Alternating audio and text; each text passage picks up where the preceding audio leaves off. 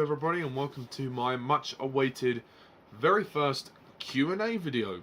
Well, very first Q&A video for quite some time. So, last week I put up a review of Harry Thomas's claymation for The Hobbit, which is very good, by the way. You should go and check it out. Not the review, the actual claymation on Harry's channel. But at the end of that video, I announced I was going to be doing a Q&A video, and I have received quite a few questions. I think I've received enough to do a full video on it, so in no particular order, let's begin. Okay, so I'm basically just going to scroll through the list of people with the questions. Some people have only asked one question, and some people have asked quite a number of questions, so I'm just going to go through the list of those comments and go through each question. So I'll try and keep this video brisk, but it may turn out to be a long video, but we'll see. Okay, the first question is from Harry Thomas. He wrote a very nice comment in response to my review of his film. He has two questions. The first one: if you could star in a Bond movie, which character would you like to play? Okay, ooh, wow, okay, this can mean many things. If you're talking about a pre-established character who's already been involved in the series, then the answer is I don't know. If you're talking about generalizing, by that I mean, if you're talking generally about certain type of character, then I guess I would say I'd quite like to play a villain. I mean, my chances of playing Bond are pretty slim. Obviously, that would be the greatest part to play. Many perks of playing that role, but I think given my size and my stature, I think, and my physical appearance, I guess I would have to say a villain or henchman, probably one of those. And his other question: what are your thoughts on the Prince of Egypt? That's a good question. I'm not going to go in depth on my thoughts on that, because I think that's better left for a review. Which I should review the Prince of Egypt at some point. I should actually mention about some of the DreamWorks movies. I have been requested to basically fill in the gaps of the remaining DreamWorks animation films that I haven't reviewed. Believe me, there's a lot, and the Prince of Egypt is one of those movies. So, Harry, at some point, a review of the Prince of Egypt is coming. But generally, I haven't seen the film for quite a long time, but my lasting memory of the film was that I really, really liked it. So, hopefully, I mean, I'll have to try and find the film. I know I have a copy of it somewhere. I must try and find it and rewatch it, because I think I would really like it. I remember it being pretty powerful stuff, so that's good. Okay, thank you, Harry. So, I don't think I've missed any questions. Nope, I think that's about it. Okay, if I have missed a question, Harry, I do apologise.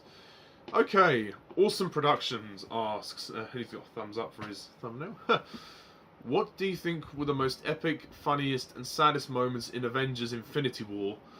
That's his first question. Okay, that's an interesting one. So, most epic moment, probably the final fight on Wakanda. That was pretty epic. The moment, in terms of a specific moment, I would say the moment when Thor arrives with Groot and Rocket, and the Avengers theme starts playing, and he says, "Bring me Thanos!"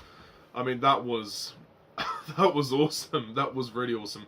Also, another epic moment was when we first see Captain America appear as well, which is great. But there's so many epic moments in Infinity War. There really, really is. Funniest moment. Get lost, Squidward. I mean, that line is just hilarious. And the saddest moment in Avengers Infinity War, a lot of people would probably be inclined to say the ending, where everybody kicks the bucket, lol, quote unquote. But I actually think, and spoiler alert, if you haven't seen Infinity War, I actually think Gamora's death really got me. I actually nearly teared up when Gamora died. I was very surprised. What got me was the fact that Thanos actually cried, because you wouldn't think that there was any love in this guy. He's doing what he wants to get the stone, obviously, and he's having to sacrifice. You know, he must love her to some degree. I mean, he is her adopted father. he must love her to some degree to in order to sacrifice her like that, to throw her off of the cliff, and then for her to die like that is quite powerful. It was a very powerful moment. There is a chance that Gamora could come back, actually, if somebody retrieves the stone from Thanos and returns it to the I can't remember the place. I think it's called Nowhere. I don't know. I can't remember. I haven't seen the film for a while. The place where Thanos took Gamora, where she dies, the place where Gamora died. If someone took the stone back to the Red Skull, then that would be a way to bring her back. So I guess I don't know if she's completely dead, but it seemed as though, yeah, she's dead. I mean, you know, that was probably the saddest moment for me. And his next question. Also, since you're a big fan of Primeval and Disney's Dinosaur, have you seen Walking with Dinosaurs at any of the upcoming shows? I think they'd be up your alley. That's a good question. Walking with Dinosaurs is certainly something I've heard of. I've not really heard of the. I guess the live. Yeah, it's the live show. Yeah, I would certainly be interested, but I mean, I'm not a dinosaur enthusiast, but I do like the concept of dinosaurs, and I do find it interesting, all of the species there are. And films concerning dinosaurs are certainly films that intrigue me. In terms of the history of dinosaurs, I think, you know, that's also quite interesting. I mean, I guess I could try. I mean, if you were to recommend me shows with dinosaurs, then by all means, awesome. Recommend it to me. But yeah, I would say answer to that question is yes. Yeah. Okay, one of my other #1 fans, Sam Harrison. Hello, Mr. Bond. So, he asks me quite a few questions. Actually, before I move on to him, I'll start with Rafael B. He has one question. Okay, one question. How do you feel about the Oscars category most popular? Well, I don't really pay too much attention to the Oscars because the whole thing's just a goddamn farce, really. I mean, the Academy needs a good clear out, really. My opinion of that category would have to say I think it's improperly titled. I think it's pointless, really, and also very degrading. The fact that you have a category called most popular, why? I mean, what's the point? You know, it's only going to get people talking and snooting about the Oscars, going, well, it's not a true category if you call it most popular, and that means you're degrading the other nominees, and it's unfair. And I would completely stand by that if someone had that opinion, and well, I have that opinion, so there we go. Yeah, that's my answer to that question. So thanks, Rafael B. Okay, Sam Harrison. Okay, #1. He's got quite a few questions, so you'll have to bear with me. #1. Who is your favourite Doctor from the classic series of Doctor Who? Oh, okay. I am still in the process of reviewing Classic Who, slowly but surely. I don't know. I mean, it's a toss-up between the first 4 Doctors, definitely. I'm inclined to say Tom Baker, but at the moment I don't know, because I haven't seen a lot of his stuff. At the moment I'll say William Hartnell, but that is subject to change. William Hartnell is just... he's a great Doctor. He's lovely and warm. He's just a very nice character. And he has his quirks. He plays... the Doctor with this sort of weird, quirky charm. Like, and the way he talks, like, Chesterton, my boy. I find him quite funny. He's very eccentric. Not quite as eccentric as Patrick Troughton, and he's not quite as kung fu as John Pertwee. But still, for me, and he's the original Doctor. He is the Doctor, the first Doctor. And I think a lot of his stories are great. Okay. Oh, dear, dear. Sniffles. #2. What was the first Roger Moore Bond film you saw? Oh, blimey, that's going back a bit. I think it was probably The Spy Who Loved Me. I don't remember. All I remember was there was a time, I think it was around a Christmas or New Year. I went down to the coast in England in Dorset, where my uncle lives, and I think me and my sister, we were very young. I must have been about 10 or something, and we just started to watch it. I was curious. I mean, at that time, I wasn't really a James Bond fan, but I was certainly curious to see it and to see Bond, to get into James Bond, because my uncle had the. I don't know if any of you Bond fans know, there was this set of the first 20 Bond movies from Doctor No to Die Another Day. It was in like a briefcase, and it was the special edition 2-disc DVDs. My uncle had that. We watched The Spy Who Loved Me. I remember it being pretty good, but I mean, don't have much memory of it, so I'm gonna say The Spy Who Loved Me, but I could be wrong. My memory's a bit on and off. Depends on the day. Oh, I do apologise. I think I'm coming down with a cold. Number 3. Have you ever seen Only Fools and Horses? Yes. But I can't really say much more than that.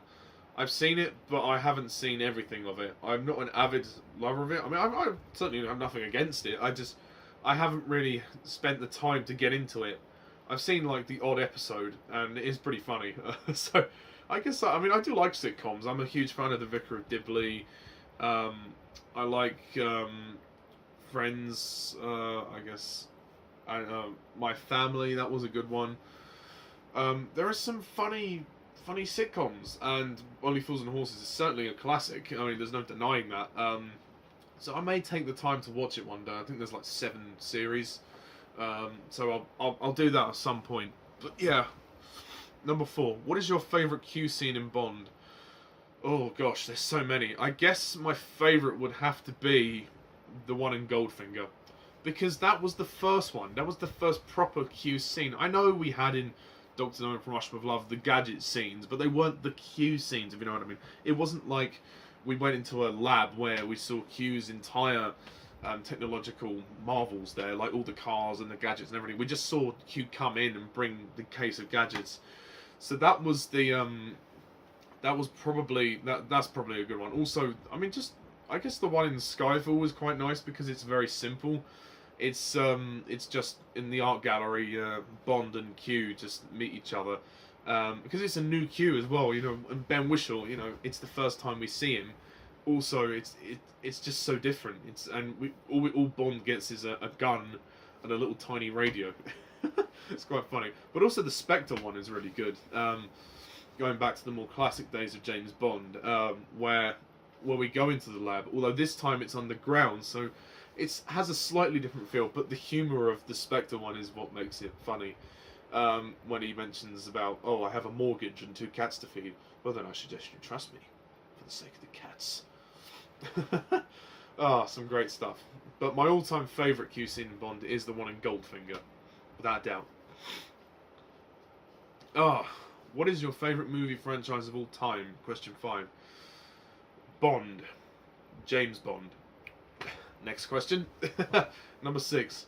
What is your favourite series of all time? I'm assuming he's talking about TV series. Oh gosh. I mean, well, if you're talking about films, I've already answered that. So, I guess TV series. I don't know. I don't watch a lot of TV. I'm quite a big fan of the soap Coronation Street. That keeps me going. Bit of weekly escapism into other people's lives. I guess Doctor Who as well. Doctor Who. I'm a big fan of Doctor Who. Not as much as I used to be, but I still really like it. More into the classic stuff. Number 7. Who is your favourite actor of all time? Oh my god, that is a hard question. Oh, there's so many actors. There are so many actors. Oh, well, Daniel Craig is my favourite James Bond, so he's definitely in that camp to be my favourite actor of all time. Everything I've seen him in, he's great. I really don't know. That is a tough question. This has to be an actor who's never given a bad performance. I guess Ian McKellen is another one. He's another one I consider my favourite. I'm gonna say for the moment Daniel Craig, but I don't know the definitive answer to that question. I'm very sorry. Number 8. Who is your favourite movie character of all time? Damn you, Sam. Such good questions. Such difficult questions. Favorite movie character of all time? Oh, there's so many. There's so many. To pick a favorite, I'm gonna go with. I'm gonna go with Gollum from Lord of the Rings. I mean, I know he was pre-established in the books, in Lord of the Rings by J.R. Tolkien, but the way Andy Serkis created that character was magnificent, with the voice and like the Gollum, and the voice and how the look of the creature and how creepy he is. But there's other favourite characters. I mean, like Darth Vader in Star Wars, Caesar from Planet of the Apes, the new trilogy. He's a great character as well. It's just there's just so many characters.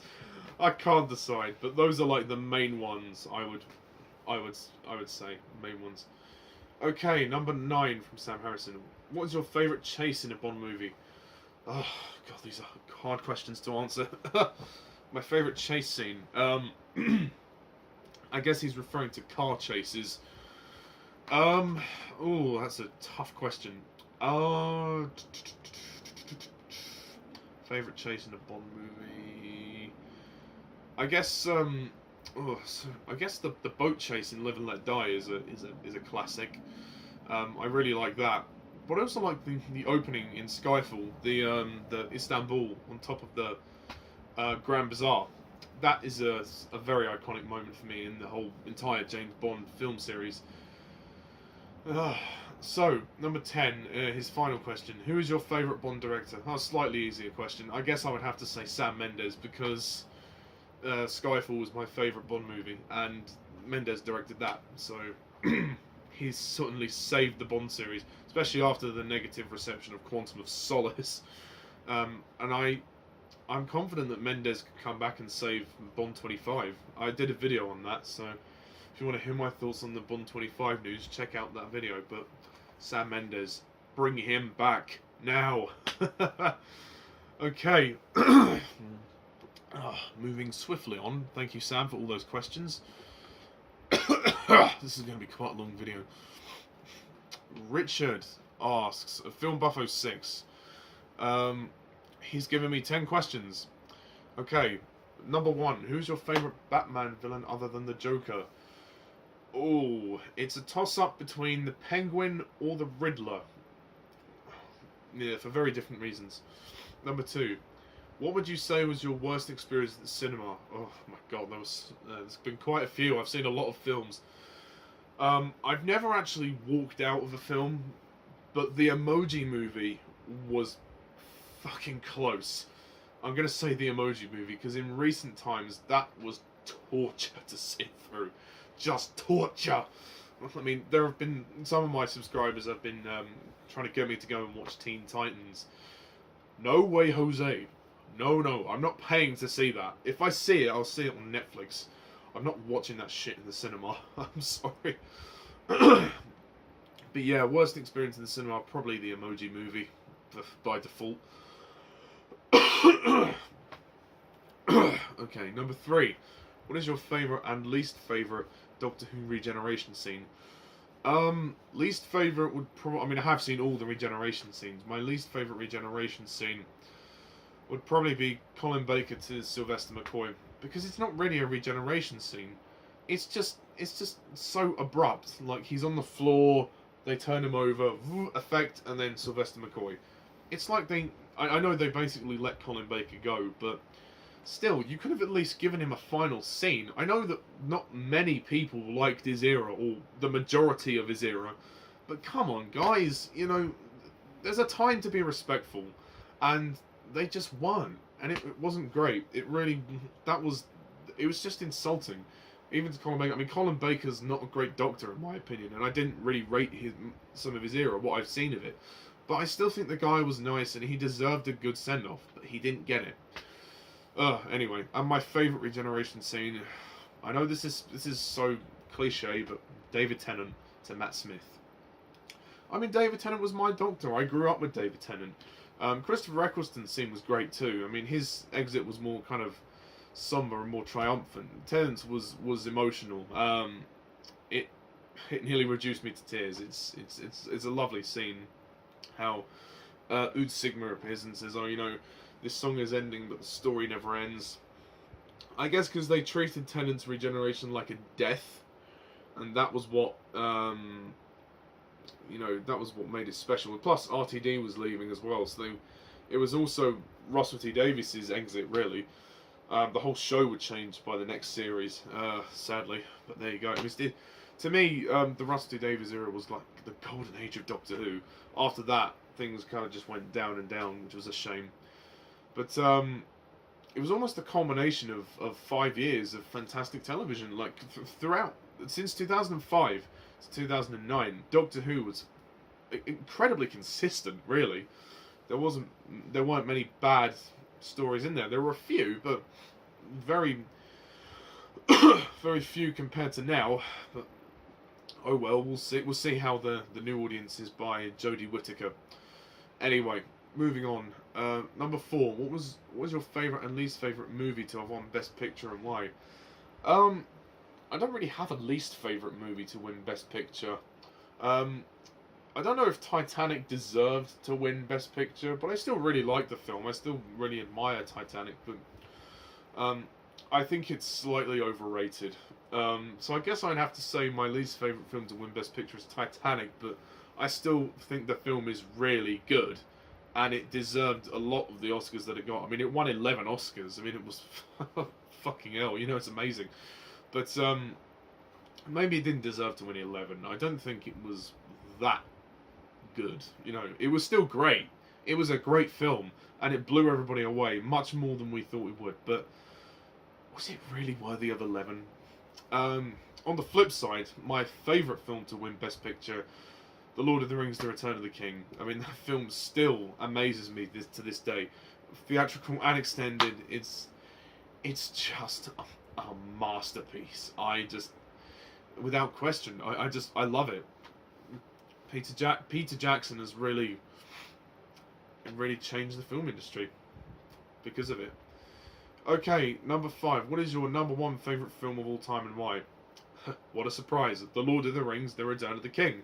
Nice way of segueing the questions. The Lord of the Rings: The Return of the King.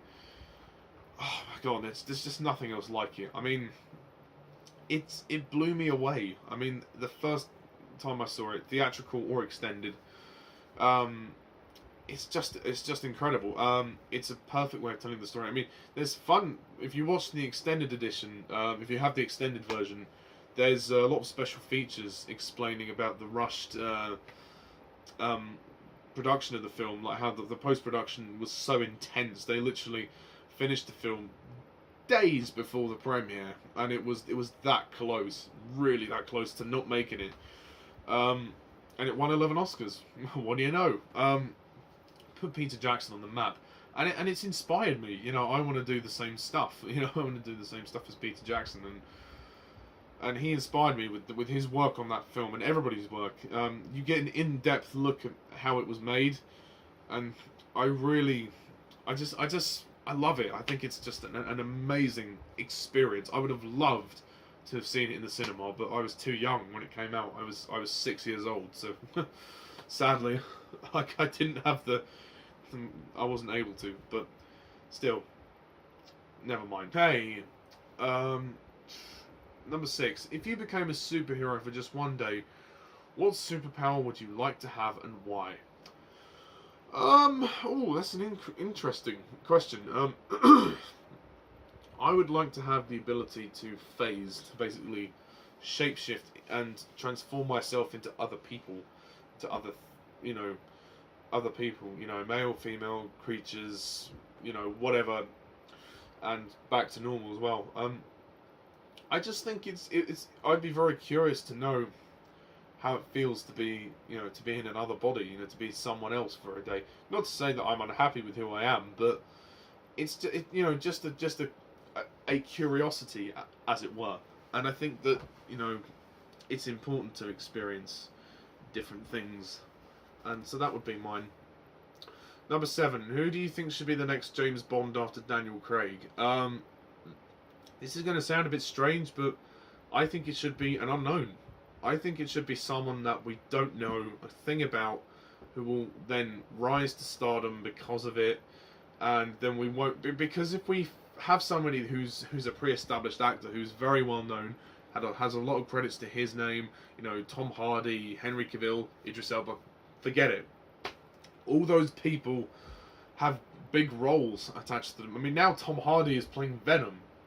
He was playing Bane in The Dark Knight Rises. I think playing James Bond, it's just not going to work. To me, I don't see him as James Bond. That's why I think it should be somebody unknown, who we don't know about, who could then grow because of it. You know, like Daniel Craig, he could have had a few acting credits to his name, but ultimately, because James Bond is a role that, if you're unknown, it will sort of change your life. You know, it's a huge part, you know, to take on. Especially as there have been 6 guys previously that would have played the part. But I'm looking forward to Daniel Craig's final film, Bond 25, whenever it may be released. It's going to look like it's going to be 2020 now, but yeah, that's my answer to that question. Number 8.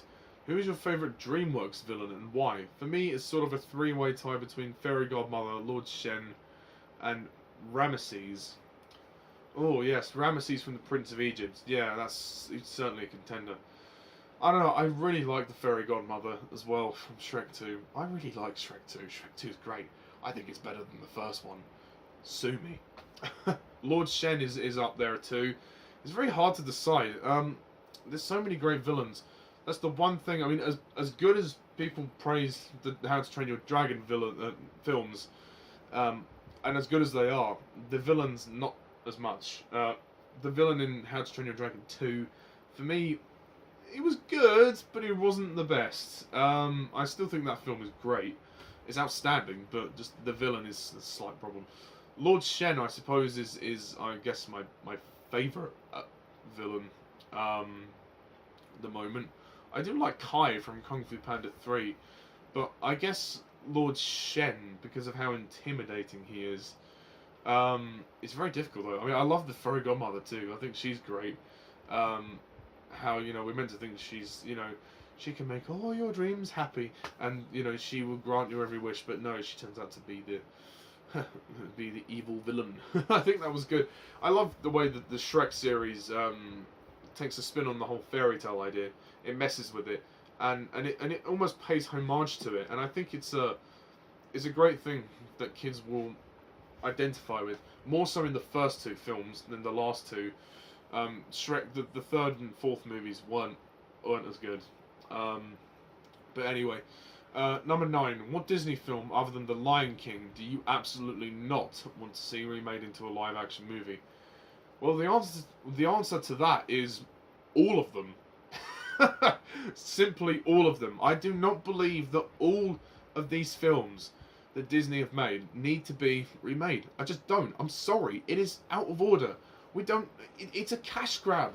I let you get away with The Jungle Book. I let you get away with Cinderella. I let you get away with Beauty and the Beast. But no, this is the last straw. I mean, The Lion King... you know, if you didn't say The Lion King in the question, The Lion King would be the one that I really don't want. But I guess after that, it would have to be...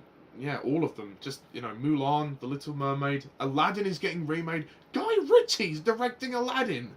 What the fuck? That's just odd. That's just bizarre. Ugh.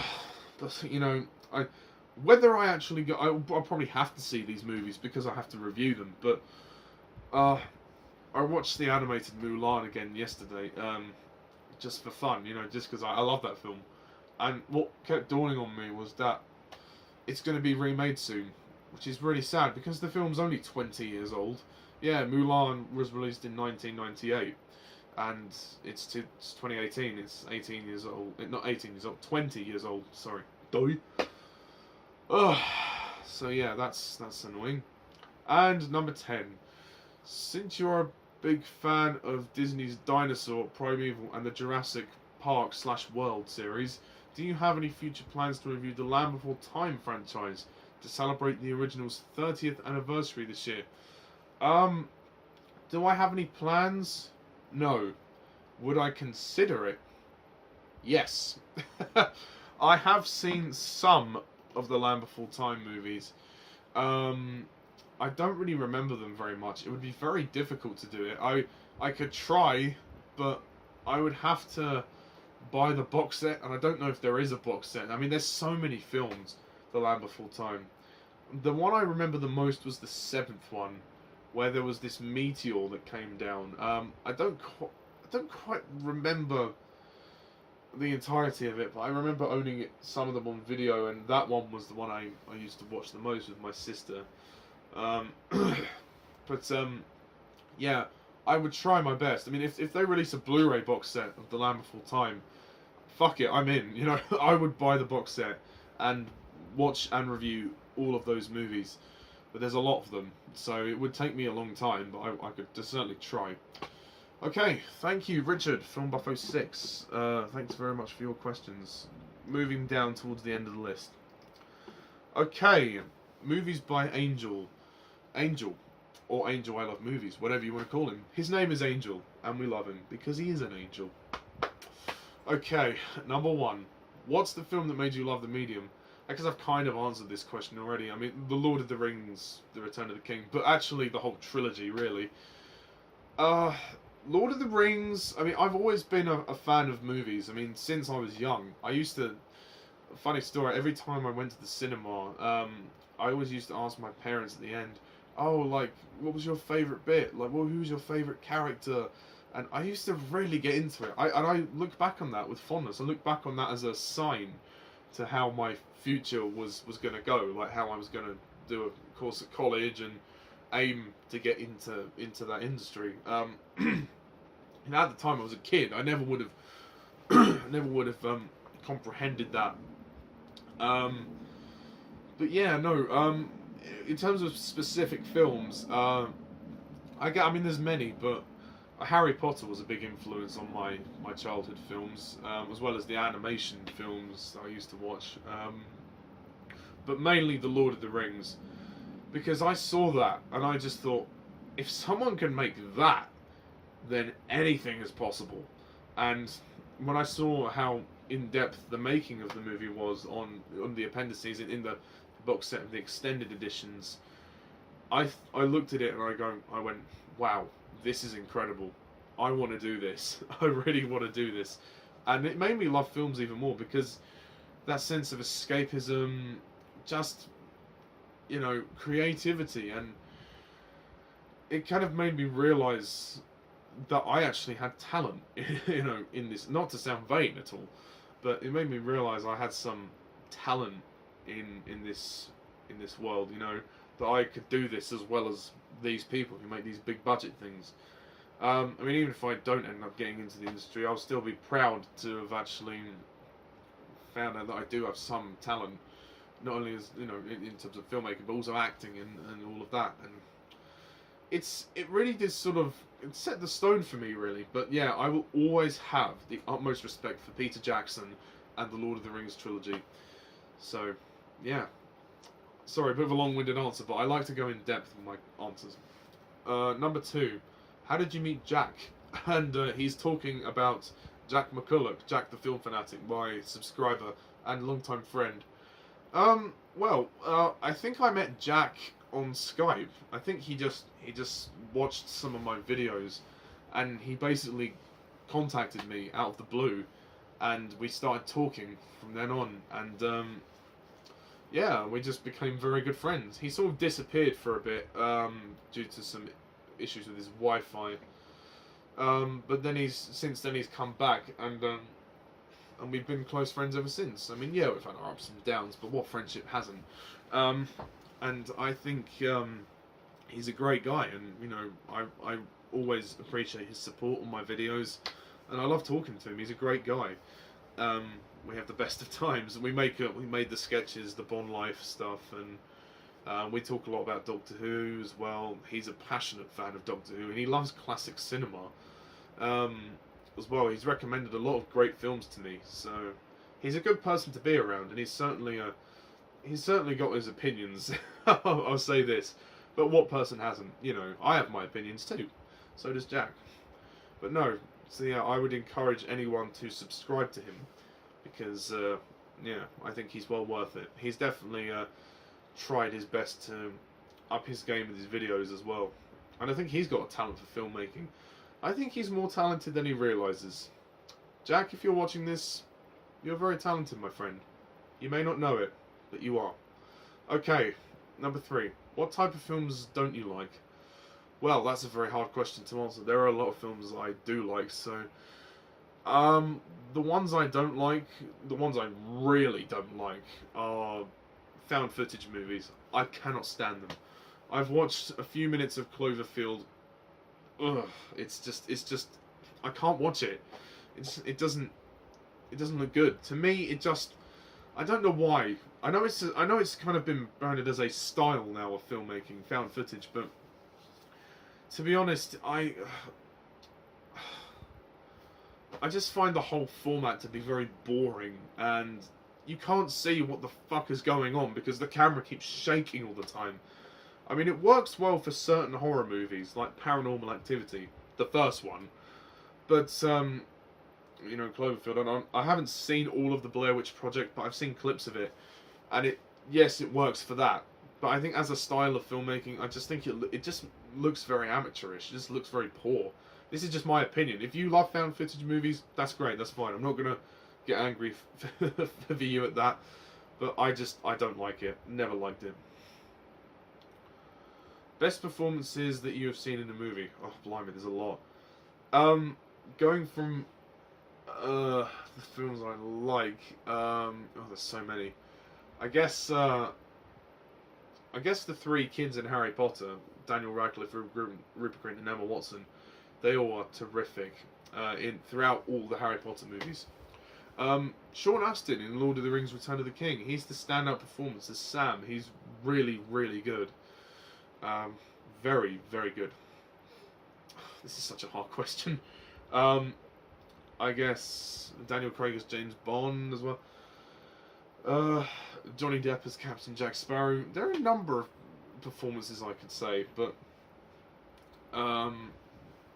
those are like the main ones I can think of at this time. Do you aspire to be a filmmaker or something in the medium? As I previously alluded to, yes. Basically, yeah, I do.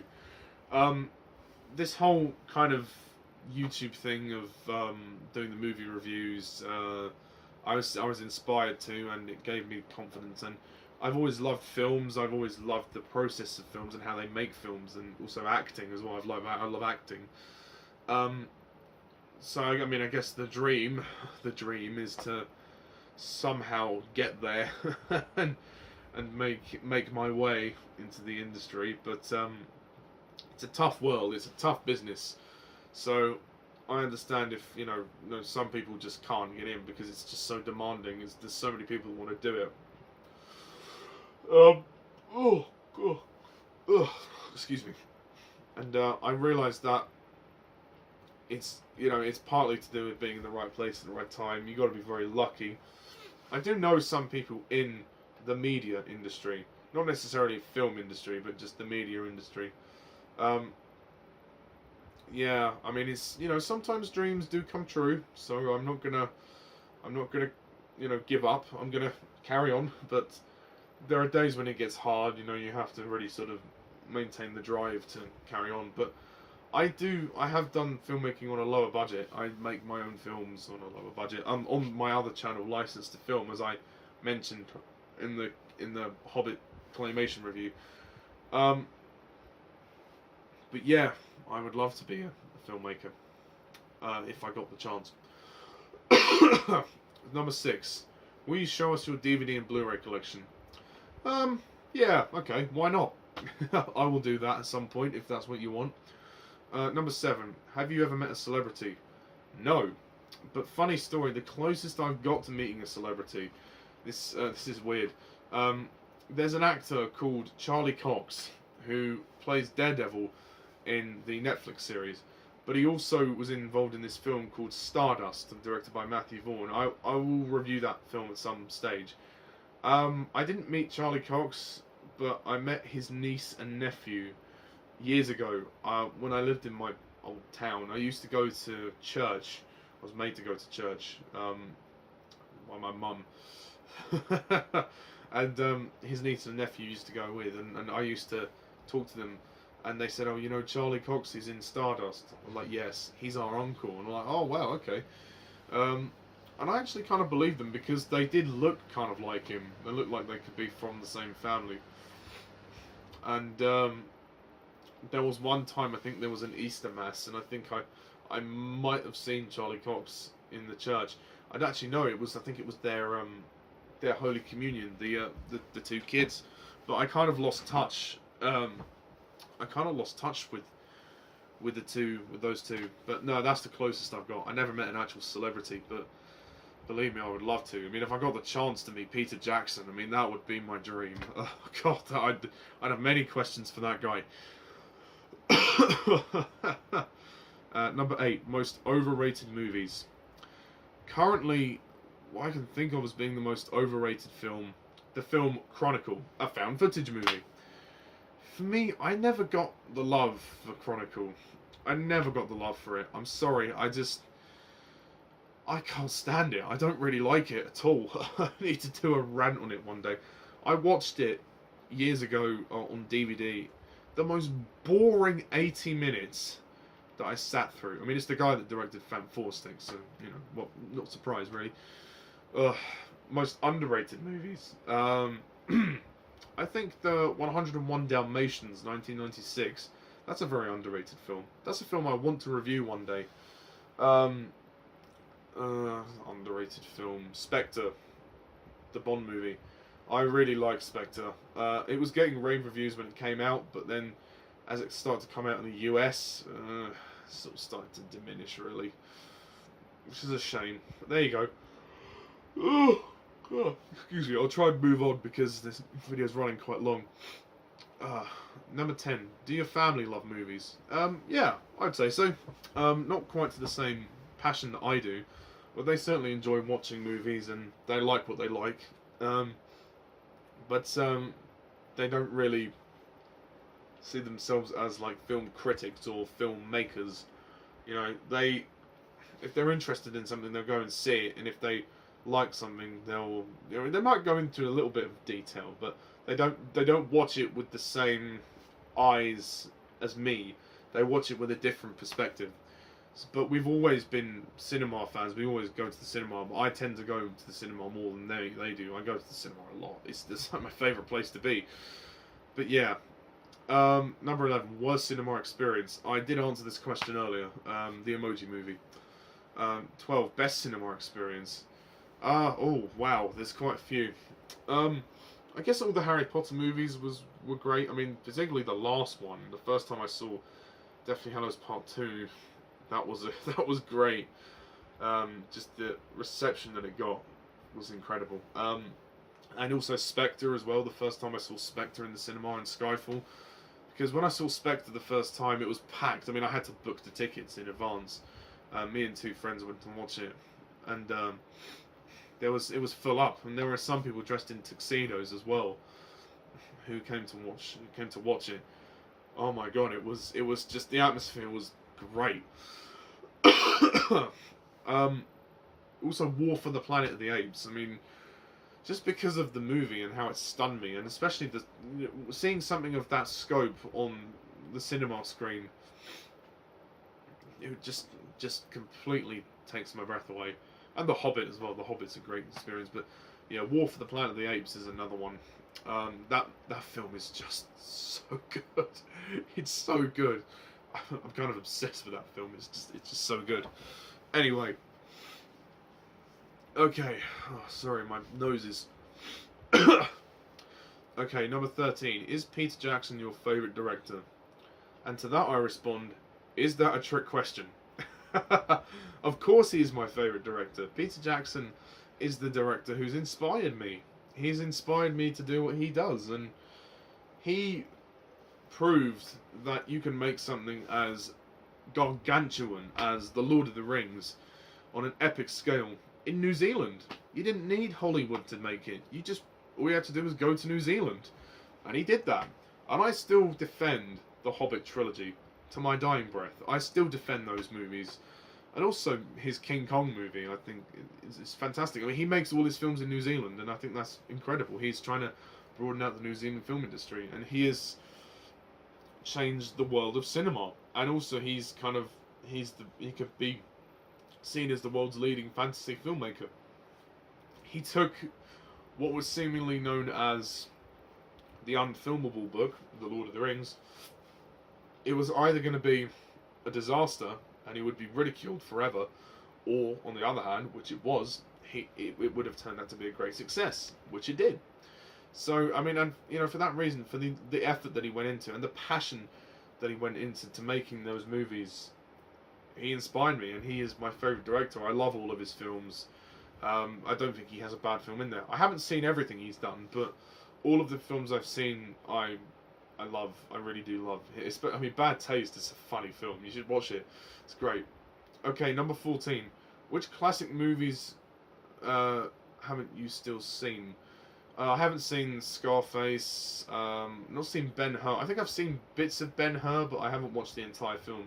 It is really long. I haven't seen Goodfellas. I haven't seen Jaws. I haven't seen... Yeah, I can't think of any others at the moment. I haven't seen a lot of things. I haven't seen the Carry On films. There's a lot of things I need to see, which I haven't. But yeah, those I'll say those for now. And number 15, will you give us a compilation of your skits? Well, Angel, I may do that at some point. I'll do a compilation of my sketches for you. There'll be a lot of them, but I mean the Bond Life stuff, I probably wouldn't, because they're already they get longer each time. Also, it's also to do with YouTube's copyright bullshit. Ugh. But anyway, thank you, Angel, for the fantastic questions. Okay, moving swiftly on. We're getting closer to the end now, so... Okay, from Matthew Moyer, and I know he's been waiting for this video. Who do you think should have directed the Star Wars prequels? Anyone other than George Lucas, really. No. I guess Steven Spielberg would have been quite a good choice.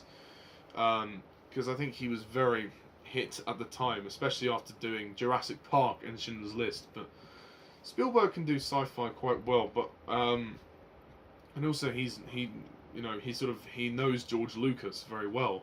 So I'm actually kind of surprised that Lucas didn't ask Spielberg to get involved with Star Wars. Or you should have tried to have got Richard Marquand back. I don't know if he was around then, but he could have been. But yeah, I don't think George Lucas really should have directed the prequels. That wasn't the right thing to do. If he just stayed on as an executive, that would have worked better, and just was involved with the story. That would have been better. Like in Empire Strikes Back and Return of the Jedi, he just took the sort of the back seat, took a more of an executive role, and just just kind of was overseeing everything. That would have been better. Why do you think John Williams left the Harry Potter franchise altogether? Well, I put it down to the fact that after the Prisoner of Azkaban, he probably had other commitments. He didn't want to attach himself to another movie franchise like he did with Star Wars. I think he wanted to do other things. He was also scoring Star Wars Revenge of the Sith the next year. So he wanted to prepare for that. Plus, he was getting older. He would have struggled to think of new ideas as well. I haven't researched into it, but I think there is a good reason why he left, and I think it was mainly because he was doing Star Wars the next year, so he wanted to have some time off. And because of the rapid rate of the Harry Potter films coming out, I don't think he could have done more than 3, to be honest. But there you go. Which do you think is currently the best Harry Potter movie? The Fantastic Beasts movies can count. Well, I kind of alluded to this in my reviews, re-reviews I should say, but I think currently the best Potter film is The Goblet of Fire. I have such a great experience seeing the movie. That's another thing I should have said in answer to Angel's best cinema experience question. Harry Potter and The Goblet of Fire was another one. That, because it was a surprise. That came as a complete surprise. We were driven to the cinema. Me and my sister, we were driven to the cinema. As in a complete surprise, we were told that we were going shopping and when we actually went to the cinema and saw the film, which was brilliant. And ever since then, I think we all love it. We all really love it. My parents actually think it's the best as well. I completely fell in love with the film just then. Also, because it was a surprise, it just meant so much more. So I always have a lot of affection for the Goblet of Fire. Thank you, Matthew, for your questions. And finally, we come to the end. Oof, it's been a long video. Nicholas Payne, my good friend and subscriber, Nicholas Payne, who is a very good friend.